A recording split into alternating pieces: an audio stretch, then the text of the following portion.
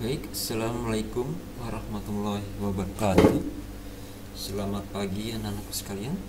Hari ini kita akan belajar mengenai alat-alat transportasi yang Bapak akan berikan materi ini mengenai alat transportasi udara dan alat transportasi laut.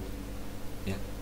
Jadi dari kedua alat transportasi ini jelas kita terlihat ada perbedaan, mulai dari jalannya alat transportasi tersebut, kemudian dari alat angkutnya, dan juga kecepatannya ketika sampai ke tujuan. Nah, sekarang kita lihat pada bagian atas, yaitu alat transportasi udara, yaitu merupakan proses pemindahan untuk mengumpulkan manusia, barang, dan hewan dari suatu tempat ke tempat lain melalui udara, ya.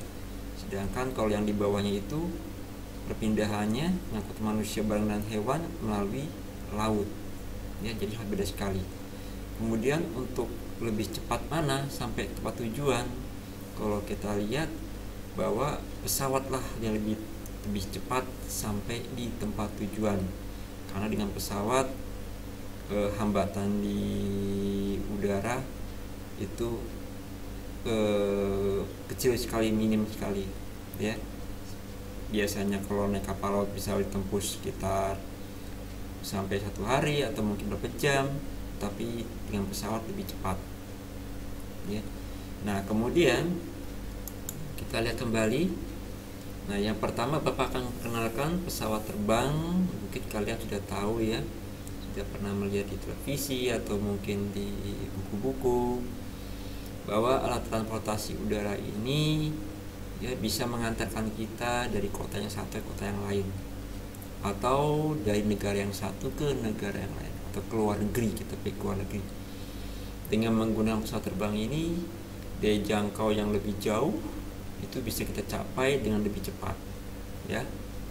Kemudian penumpangnya pun juga banyak, ya.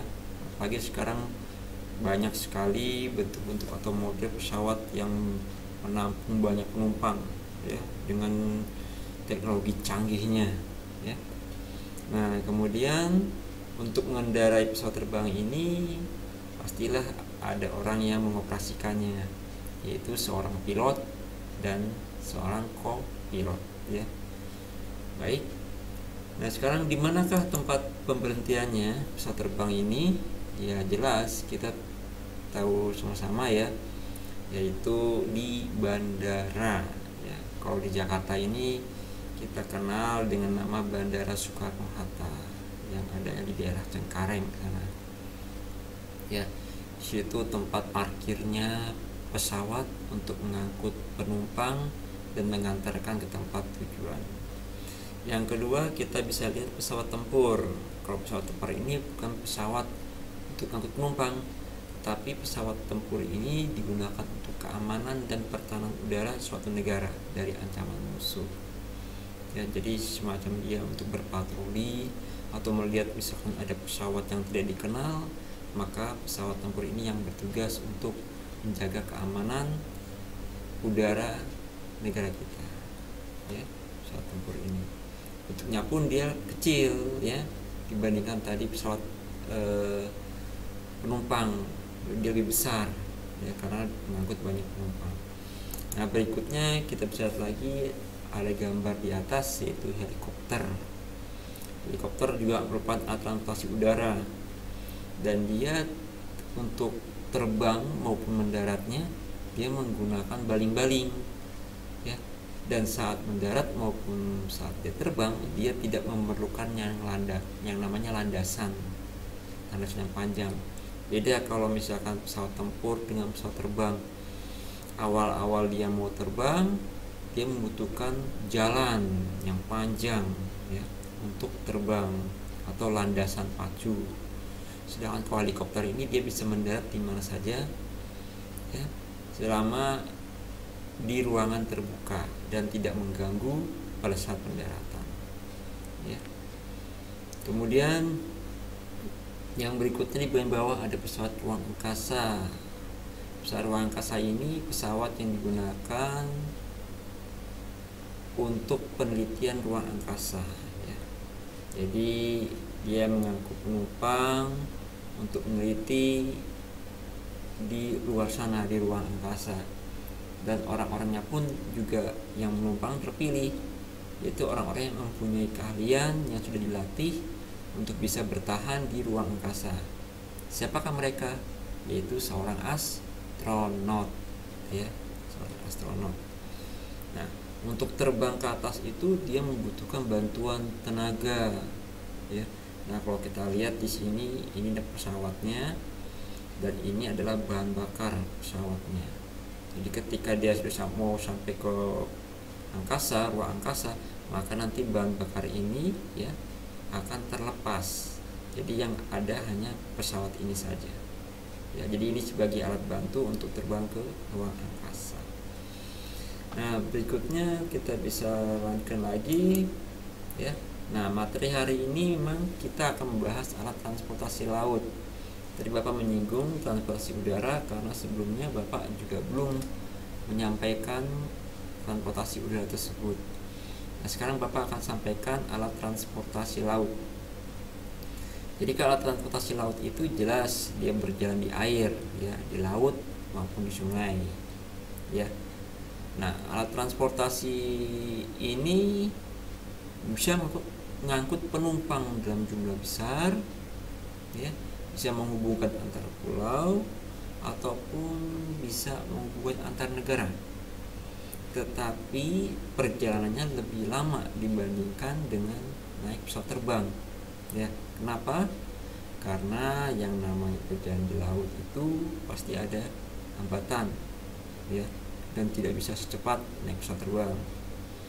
Nah, untuk berlabuh atau untuk mendarat, untuk berlabuh, untuk berhentinya kapal laut ini membutuhkan yang namanya pelabuhan ya. Kalau tidak ada pelabuhan bagaimana? Ya tidak bisa mendarat, kecuali mungkin untuk kapal-kapal nelayan ya, penangkap ikan, mungkin mereka bisa berhenti di pantai. Sedangkan kalau kapal-kapal besar seperti kapal laut ini, dia membutuhkan pelabuhan khusus untuk menurunkan dan mengangkutkan penumpang ataupun barang. Nah, siapakah yang mengoperasikan kapal laut ini? Ya, dia seorang nahkoda kapal ya, dibantu oleh beberapa kru tim di dalam kapal tersebut ya, atau kita sebut dengan ABK, anak buah kapal. Nah, selanjutnya kita lihat lagi ada kapal perang. Kapal perang ini adalah kapal untuk menjaga pertahanan dan keamanan di laut. Misalkan terdapat kapal, misalkan ada kapal asing yang memasuki area perairan kita, entah itu untuk mencuri ikan atau mencuri yang terkandung di dalam laut kita, maka nanti tugas dari kapal perang ini yang akan menjaga kedaulatan ya. Jelas dia untuk menjaga kedaulatan harus memiliki kemampuan penjelajahan yang lebih jauh dan harus lebih cepat ya, agar bisa menangkap para pencuri di perairan kita. Nah, dan itu juga kapal perang ini dilengkapi dengan persenjataan yang canggih ya, persenjataan yang canggih gunanya untuk menghalau agar kapal-kapal asing itu tidak memasuki perairan negara kita. Nah, selanjutnya yang bagian bawah lagi kita bisa lihat namanya kapal pesiar. Kapal pesiar ini kapal yang digunakan untuk perjalanan wisata di laut ya. Dia bisa berwisata ke suatu negara atau bisa untuk keliling dunia ya. Dan juga kapal pesiar ini sangatlah besar sekali ya, atau kapal terbesar yang pernah ada, kapal terbesar yang pernah ada di lautan ya. Mungkin kita bisa lihat contohnya ada beberapa macam model kapal-kapal besar ya, mungkin dari internet atau mungkin dari media elektronik lainnya ya, kita bisa melihat bentuk dari kapal-kapal pesiar tersebut. Dan untuk menaiki kapal pesiar ini sangatlah mahal, ya, tidaklah murah. Beda kalau kita naik pesawat, naik kapal pesiar yang kapal laut yang tadi itu, ya, kapal laut yang sebelumnya itu lebih murah. Tapi kalau kapal pesiar ini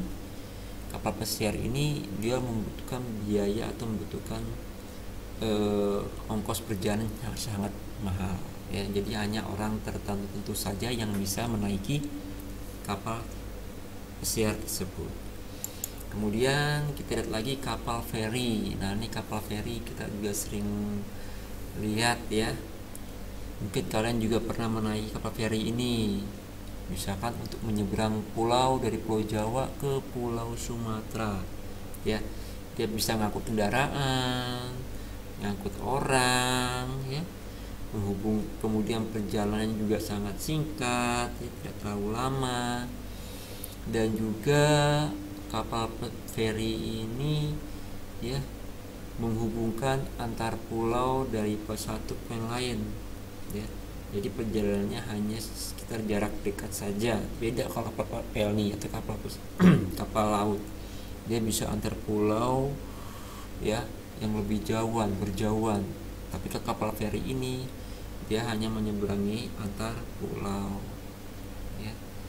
Nah, yang berikutnya bagian bawah ada kapal tanker.